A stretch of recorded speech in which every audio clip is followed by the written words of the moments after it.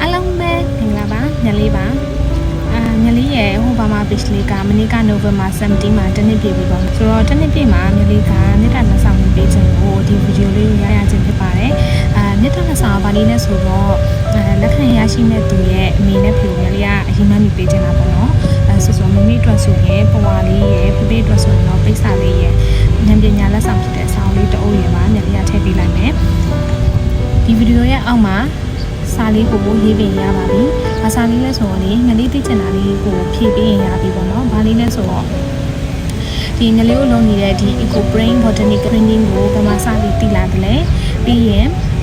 ဘယ်လိုနားလည်ထားတယ်လဲဘယ်လိုထင်မြင်ယူဆထားလဲအဲ့အားလေးကိုသိတဲ့လောက်ကိုနားလည်ထားတဲ့လောက်ဖြည့်ပေးရပါပြီ။ဆိုတော့ဒီနေ့က18ဆိုတော့မျိုးလေး20ရက်နေ့နေ့လဲ12နာရီဆိုရင်ဒီလေးကို comment ပေးပြီးမယ်ပြီးရင်ညဆိုရင်20ရက်နေ့ညဆိုရင်မေတ္တာလက်ခံရရှိမဲ့သူရဲ့အမည်ကိုကြော်ညာပေးမယ်ပေါ့နော်ပြီးဗီဒီယိုရဲ့အောက်မှာမိသူမဆိုဝင်ရောက်ရေးသားလို့ရပါတယ်တနေ့အတော်တွင်းမှာတနေ့ထိရောက်လာတဲ့အတိုင်းအားပေးကြတဲ့သူတဦးချင်းလည်းမျိုးလေးလေးနက်နက်ကျေးဇူးတင်တယ်တကယ်တော့လေဖန်တီးသူဆိုတာကအားပေးတဲ့သူမရှိ